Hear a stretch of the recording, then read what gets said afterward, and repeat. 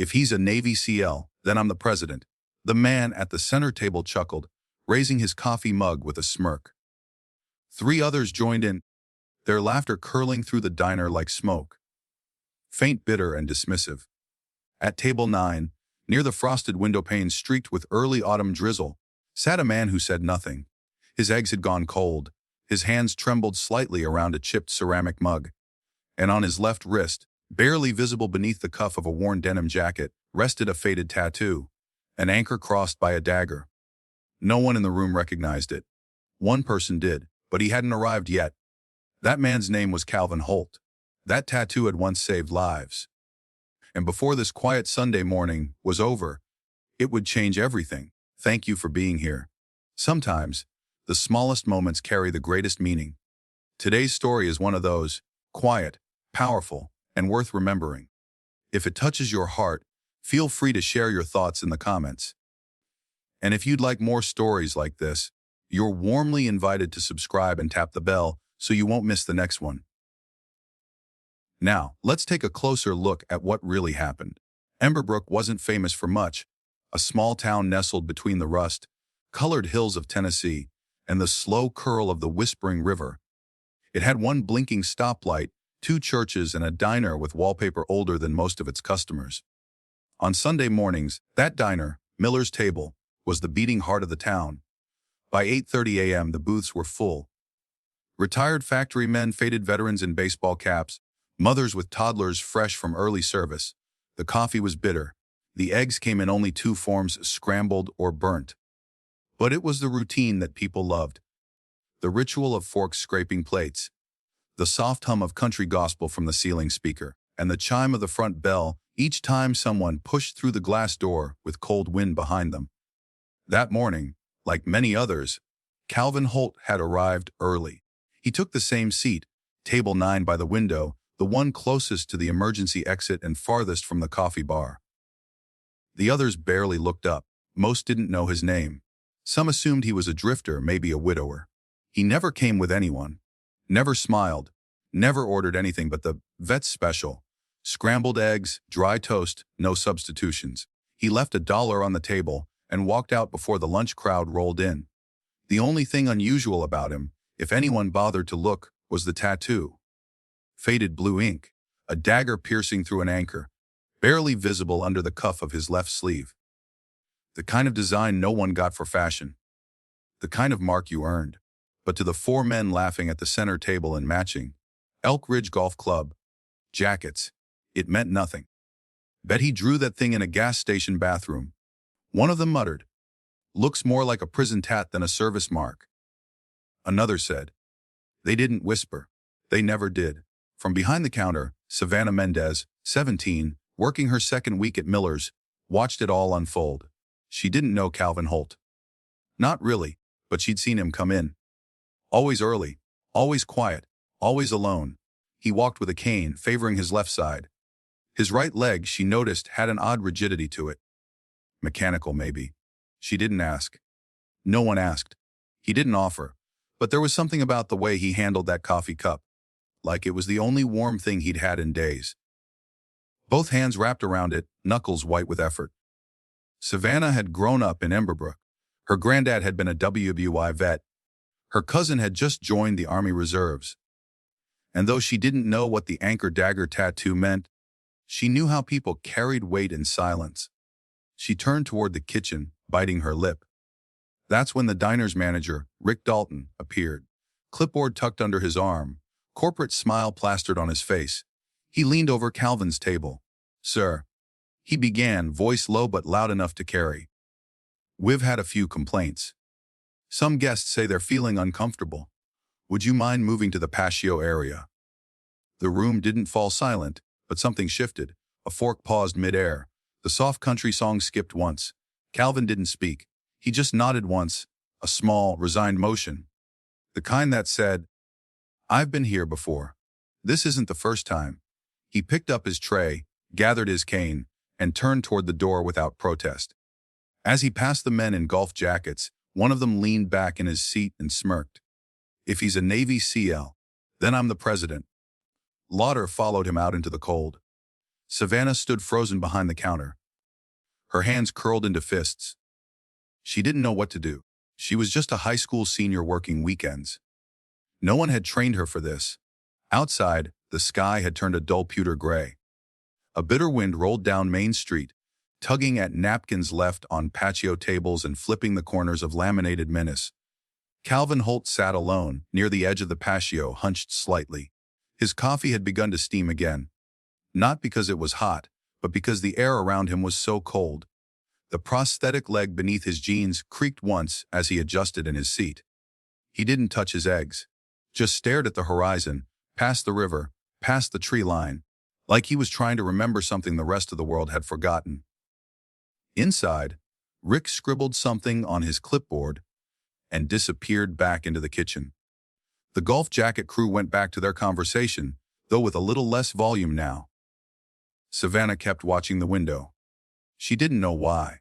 Maybe it was the way the old man hadn't looked surprised. Maybe it was how the laughter didn't seem to hurt him anymore. Only exhaust him, like it was a weight he carried every Sunday. The clock behind the counter ticked to 8:46 a.m., and then the doorbell jingled. The bell over the diner door jingled with the same casual chime it always made, just a sound easily ignored. But not this time, because when Lieutenant Jackson Carr stepped inside, everything changed. He didn't look like most Emberbrook locals. Early 30s. Cropped hair. Black field jacket zipped to the collar. Not flashy, just sharp. Everything about him was tidy, deliberate. You could tell by the way he walked that he was trained to observe before he spoke. That he could spot weakness across a battlefield or a breakfast room. He didn't scan the menu, didn't greet the hostess. His eyes locked immediately on the empty seat at table 9. Then through the window, then onto the thin wrist of the man outside, where the morning sun had caught a glimpse of ink that no one else had bothered to understand. And just like that, Jackson Carr stopped moving. The room did too. Conversations halted mid-sentence. Coffee cups hung frozen halfway to lips. The country song skipped again, then silenced altogether, as if the universe knew it was no longer welcome. From behind the counter, Savannah stared. She didn't know who this man was, but she knew what a reckoning looked like, and it had just walked in. Jackson stepped toward the window. Outside, Calvin Holt sat exactly as he had minutes before, alone, shoulders drawn inward, his hand gripping a cane like a rifle across unfamiliar terrain. The tattoo on his wrist, faded blue dagger through an anchor, was now unmistakably visible. Jackson's chest tightened. His breath caught. He didn't need a name. That tattoo was all the confirmation he needed. Only a handful of men had ever worn it, and one of them, one of the last still living, was sitting outside Miller's table, eating cold, scrambled eggs and pretending the laughter from inside didn't reach him. Jackson turned and walked past the center booth, the 4 men in golf jackets falling quiet one by one as he passed. He didn't look at them. He didn't have to. He pushed open the patio door. The wind met him with a slap of dry leaves and the metallic tang of coming rain. Calvin looked up. His eyes squinted at first, then widened slightly, not with fear but recognition. Something ancient passed between them, something wordless. Something heavy. Jackson stood 2 feet from the table, straight-backed, chin high, shoulders squared. Then, in front of the entire diner, before the town, the tourists, and the men who had mocked a stranger with a limp, he raised his right hand in a perfect, reverent salute. "Sir," he said, loud enough for everyone inside to hear. "Are you Calvin Holt of Extraction Team Echo, designation G7, silence." Then a gust of wind swept through, lifting the edge of Calvin's jacket sleeve just enough to expose the full tattoo. The ink was worn, yes, but clear. There was no mistaking it now. Calvin blinked, his jaw slackened. He opened his mouth. No words came. His left hand, shaking just slightly, tapped the table gently. A motion that meant yes. Jackson didn't drop the salute. He spoke again, voice softer but firm. "Sir, permission to sit." Calvin gave a slow nod.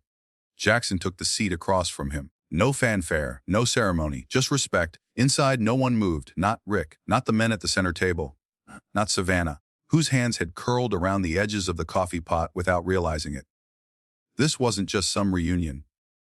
This was recognition. Jackson turned to the window and raised his voice just enough for it to carry.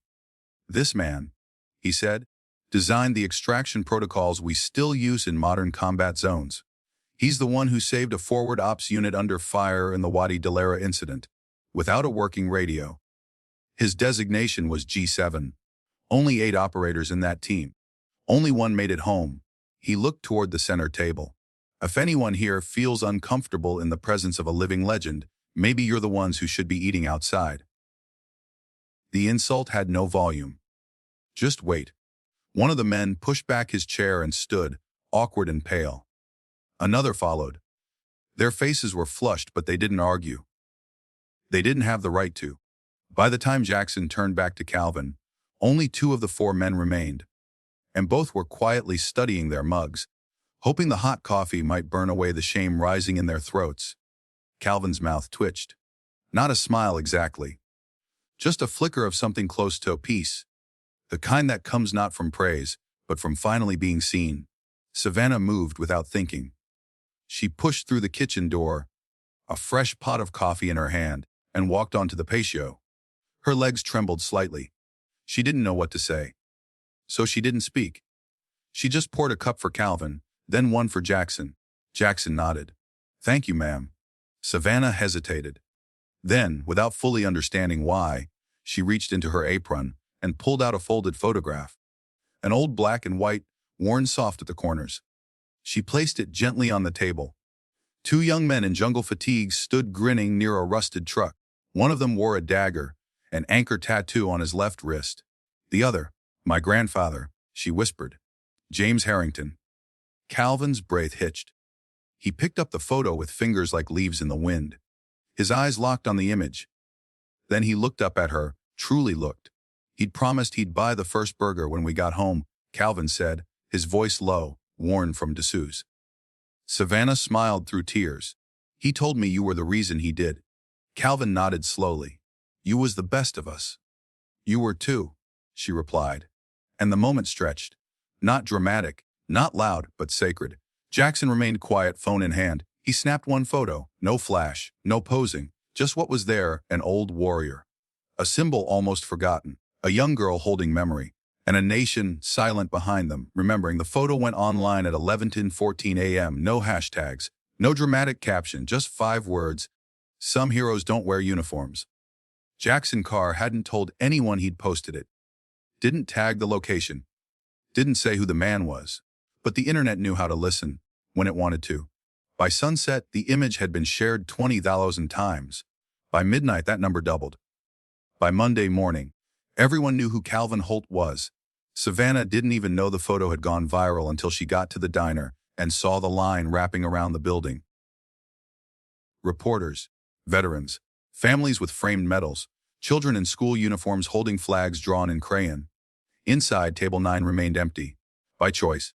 A fresh placard had been taped to the wood, reserved in memory of those who served in silence. Rick Dalton, the manager, tried to dodge the news crews. He told people the patio thing was misunderstanding, that we support all veterans here. No one bought it. Savannah, however, didn't hide.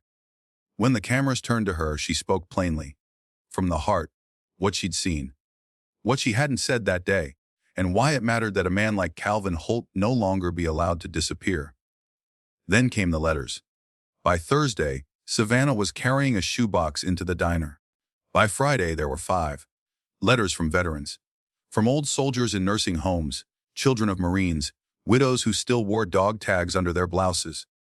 They all wrote the same thing in different words. "We remember.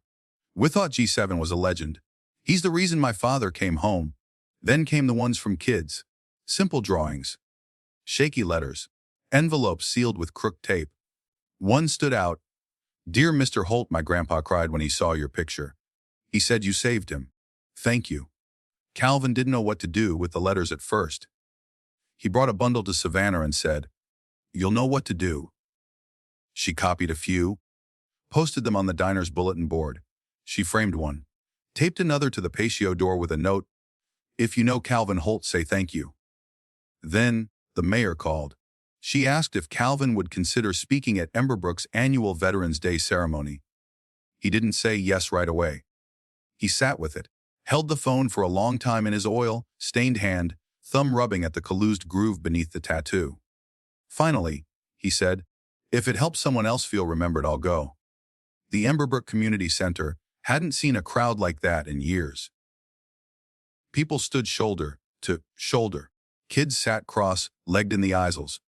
Reporters ran extension cords across the floor to prop up their cameras. But no one jostled. No one interrupted. When Calvin walked to the podium, the room stood.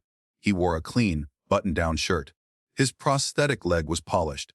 His sleeve was rolled just enough to reveal the tattoo, not in defiance, but in remembrance. He spoke only once. "I'm not a hero. I'm not a legend. I just did the right thing and tried to live quiet after. But if what I did helped someone, I'd do it again tomorrow." Then he stepped back. The room didn't cheer. They wept and stood in silence. Because silence sometimes says more than applause ever could. After that, something in Emberbrook shifted. People waved at Calvin on Main Street. Kids ran up to him after school asking about the tattoo. He didn't answer most questions, but he'd nod, tip his cap, and tell them to listen to their grandfathers. The garage he ran, Holt and Sons, though he had no sons, suddenly had a waiting list. One Saturday morning, a group of teens showed up with ladders and paint buckets. No announcement, no permission. "We're here to clean up the place, sir," one said. Calvin grumbled about the noise, but he let them stay. The following week, someone fixed the squeaky gate. Then the roof. Then two Marines stopped by with a box of new tools. "Figured you could use these," they said.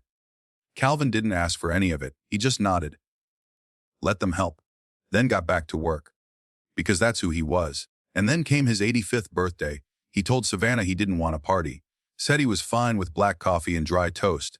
But the town had other plans. At 8:55 a.m., Savannah stepped out of the diner and saw them 3 black SUVs, 2 Humvees, 7 Navy SEALs in full dress uniform, and 1 woman stepping out of the last vehicle, holding a folded flag in a small wooden box. Sarah Harrington, Savannah's cousin, the granddaughter of James Harrington. She approached slowly. "Hey," she said, voice trembling. "You probably don't remember me." Calvin blinked. "I do. You have your grandfather's eyes." She smiled, already fighting tears. "We came to say thank you, and to honor your birthday." Each SEAL stepped forward one by one. Each saluted. Then Sarah handed him the box.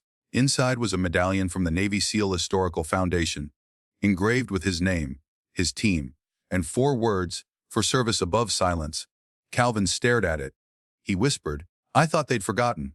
Sarah placed her hand over his. "We never did." In that moment, he wasn't 85. He was 25 again, in the jungle, carrying his teammate through smoke and silence. The last one left to remember. But not anymore. Not alone. Not unseen. In the spring after his 85th birthday, the mayor of Emberbrook held a quiet vote with the city council. No press release. No ceremony. Just a single proposal: rename the road in front of Holt's garage. Not after a mayor. Not after a bank. Not after a developer. But after a man who never asked for his name to be known.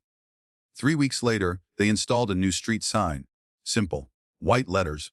Black pole. Silent Service Way. In honor of Calvin Holt, G7 Extraction Team Echo.